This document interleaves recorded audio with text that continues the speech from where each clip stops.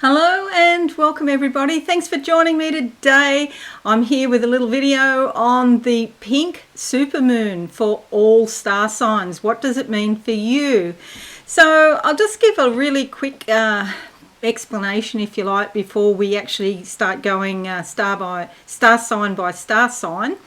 Firstly, all all full moons in the month of April are called pink, okay?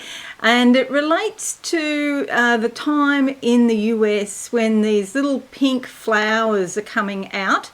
And in the US, they have this habit where they, and it's a lovely habit too, where they give each moon a name according to the month, okay? So the month that we're in. So that's why it's called pink. It is not pink, I'm sorry to say, as pretty as the colour is. It'll start off like it normally does, a sort of golden colour. And as it rises higher into the sky, it will go to a bright white. It is a supermoon because it's come very much closer, probably around 30,000 kilometres closer than what it normally does. That's called the perigee, by the way, if you want the technical term. And that's because the orbit of the moon is sort of an eclipse shape, like an egg. So on one side it comes closer to the Earth, and then on the other side it moves further away. But supermoons come a couple of times a year, 2 or 3 times a year, and there's some sort of conjecture as to how bright they are or how big they appear. But I have seen up to 30% brighter, and it's noticeable. You can tell if you're a moon follower, a lunophile, if you like.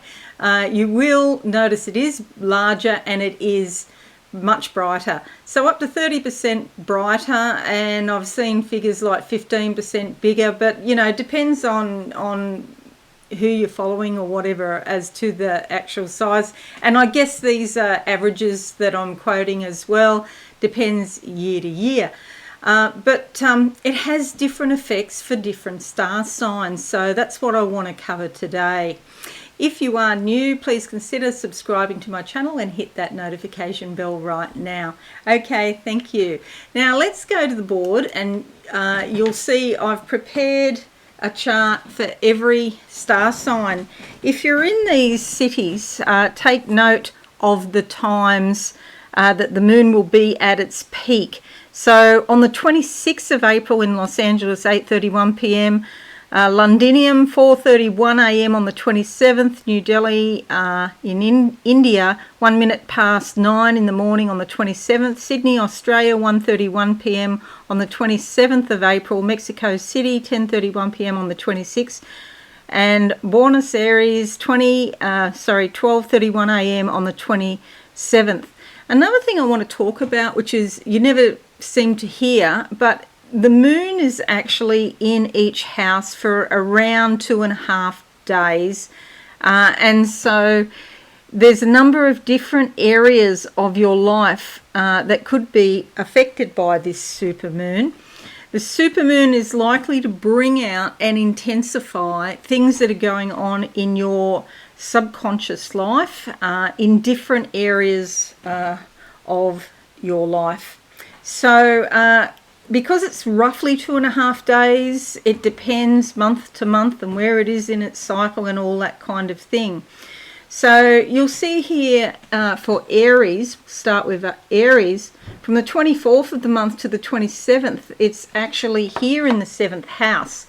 So part of the day it's in your relationship area, and then it goes into the 8th house of other people's money and intimacy, okay, on the 27th. That's when it's at its peak, but it's still going to have some effects in your committed relationship zone, your partner, your business partner, people who are very significant to you. So there could be this underlying sort of turbulence going on, but mostly it's to do with intimacy or other people's money. Perhaps you're interested in getting a loan. There could be inheritances involved or superannuation, money that you control with another person. And here too, in the 7th and the 8th house, if you have a partner, it could be their money supply that's affected here in the 8th house as well. You'll see on the 29th it goes into your 9th house, which broadens your horizons. So that's 2 days after the 27th. So it's probably not going to affect this very much at all, but these two areas of your life probably will be very much affected. Okay, so that's Aries. Now let's look at Taurus and see what Taurus has to say. I'll actually just make this a bit bigger so that you can see much better. Take note of those times because I haven't written them down. If you're in any of those cities, you can go out and you'll know the exact time that the moon will be at its peak. If it's nighttime, you'll see it, obviously. Okay, so here we are with Taurus, and on the 27th, I've set this for Sydney, Australia time because I've got a lot of media this week, so I know a lot of Australians are going to look at this. If you are in the US, it'll be the 26th, and so just take note of that. You'll see here it is in Scorpio here, 2 degrees 19 minutes. Now every star sign there's a slightly different calculation here, but for Taurians the house most affected is going to be the 7th house, whereas here for Aries it was the 8th house. Okay, so this is more likely to affect your partnerships, your husband, your wife, legalities, if you have anything legal going on. Also open enemies, people that you're not getting on with, and you probably know what's going on. So it amplifies the energy. It brings up a whole lot of stuff to deal with.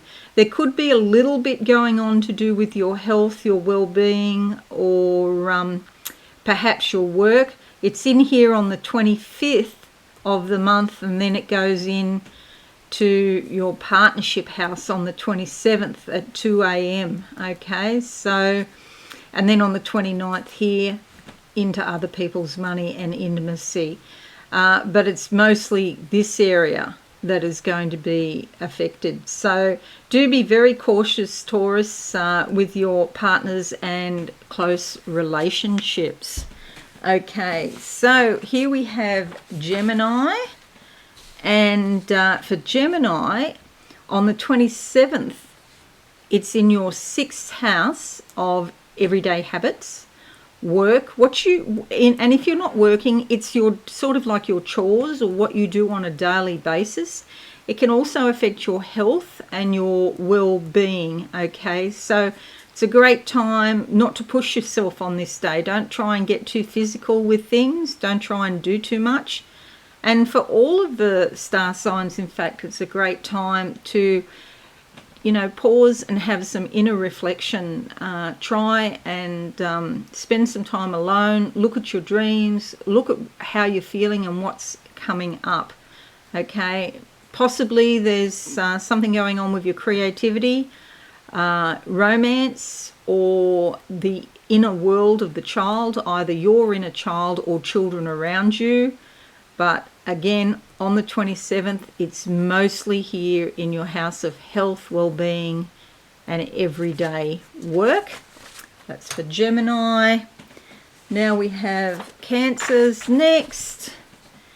Okay, Cancerians here on the 27th, it's at 5 degrees Scorpio, 19 minutes. And this is the house of entertainment, leisure, pleasure, the world of the child. Maybe you want to have fun. If you haven't been going out and socializing and having some fun, it might sort of all get too much and you just want to go out and socialize on this day. It could be something to do with romance. You might meet somebody, or it could go either way. With the moon, you just don't know if it's going to be the end or the beginning of something, because the moon is all about our subconscious.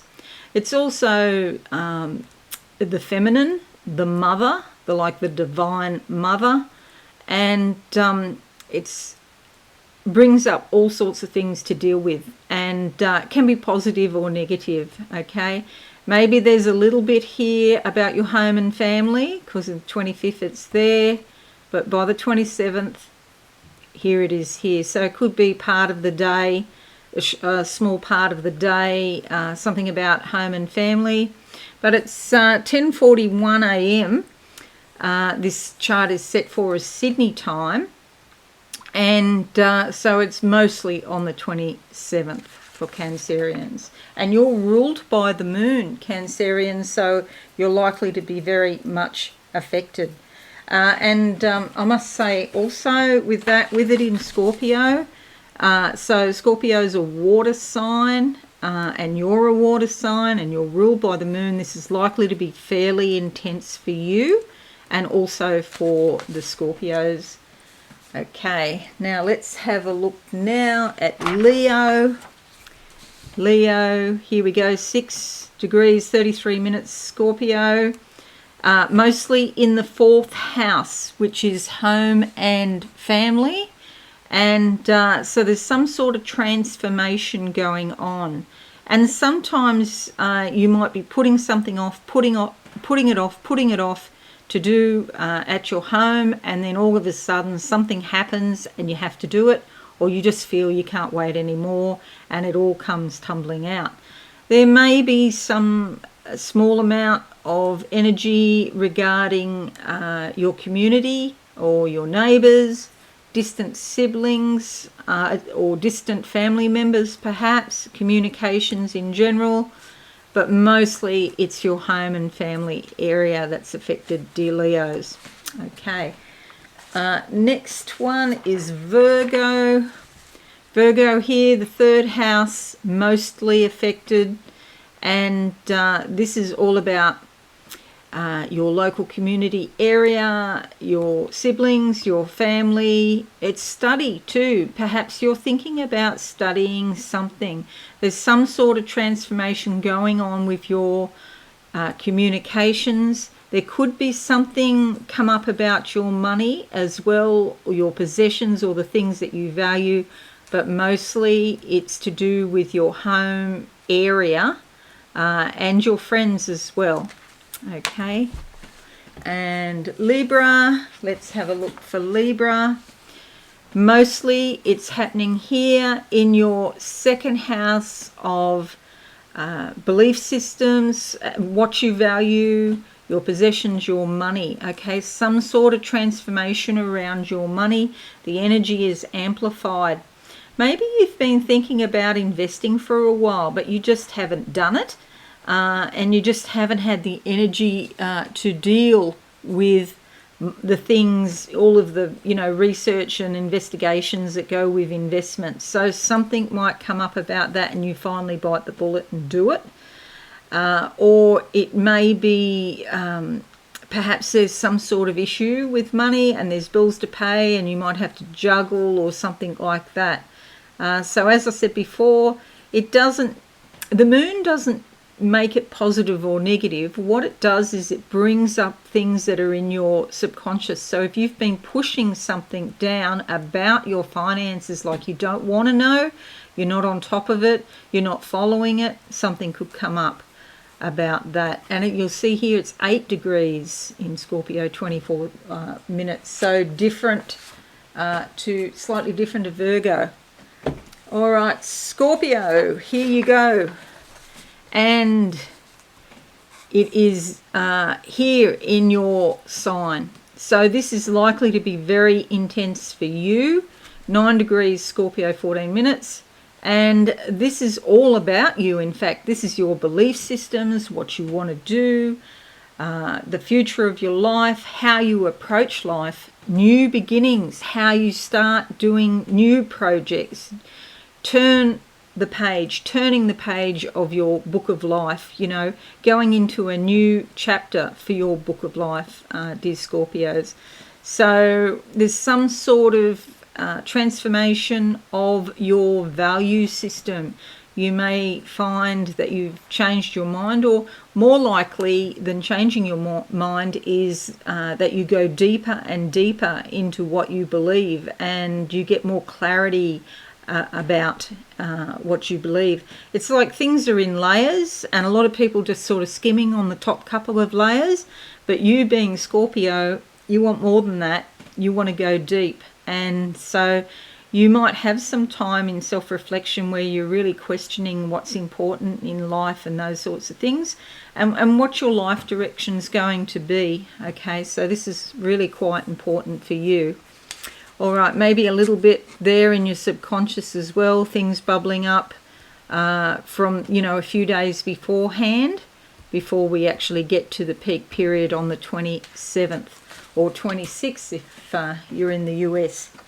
Alrighty, Sagittarius. Let's have a look here. Sagittarius on the 27th, the 12th house. So a lot of subconscious things coming up. I call the 12th house here the house of the goddess. In some respects, it's a bit hard to explain because it's different for different people. And your experience of it depends on how much you've been in touch with your own subconscious, and have you been working with it in your life? Have you, you know, formed some sort of connection, you know, where you're open to what your subconscious wants, and particularly the shadow side of the subconscious, because there's like a dark side, like our blind spot, which we may not necessarily see very clearly. And you know, it really does help all of us if we can go into that place and become more aware of what's going on in the shadow side. Okay, so the 27th if you're in Australia or New Zealand, or the 26th if you're in the US, is a fabulous day for getting a journal and writing out your dreams. When you wake up in the morning, really don't bound out of bed like a, you know, crazy person. Really, it's a time for sort of laying there and try to stay still. And if you've had a dream, if you're remembering a dream, try to get in touch with the feeling of the dream. The moment you move your body, then that dream is likely to go and it becomes much weaker. But as soon as you wake up, do not open your eyes. Stay with the feeling you have when you wake up. And you may be able to do a thing called a dream re-entry, where you actually go back into the dream while you're half awake and half asleep. And that's a wonderful thing. Then you've got a little bit more control of what's happening in your dreams. So 27th is the day for you. Okay, so then we've got Capricorn. That was Sagittarius. Now we've got Capricorn. And on the 27th, the Supermoon is here in your 11th house of friends, connections, and groups. So you may decide to let a few friends go, or perhaps you want to make some new friends, but you need to have more time or more space in your life and that sort of thing. And these might be the questions that you're pondering. There may be a little bit going on here to do with your career, or perhaps you're thinking about your reputation or what people will think of you. But mostly the energy is around transforming your social connections and your hopes and dreams, if you follow tarot, if you want to equate this area as hopes and dreams as well. Okay, so that's Capricorn. Then we have Aquarius, and most of the activity is here in your house of vocation, your career. It's in the top part of your zodiac sign, which is your public life. Okay, it's not a good time to overshare on social media, and on the 27th, with that going on with the moon, there might be some temptation to do that. So just try and hold back, you know, because you remember you've got all that subconscious stuff coming out. So do be careful what you write on social media. 12 degrees, Scorpio, 57 minutes. Okay, but This could also have ramifications for your career. If you're not doing a career, if you don't have a career which makes your heart sing, you may start to chafe a bit. If you're just going to work to earn money and you're not really feeling, self-fulfilled, it might start to rankle you a little bit. And with the supermoon there, that makes complete sense, and you're really getting a message there about what to do. Okay, and finally, Pisces. Now this is interesting. Pisces right at the end of the zodiac, of course, and we've talked about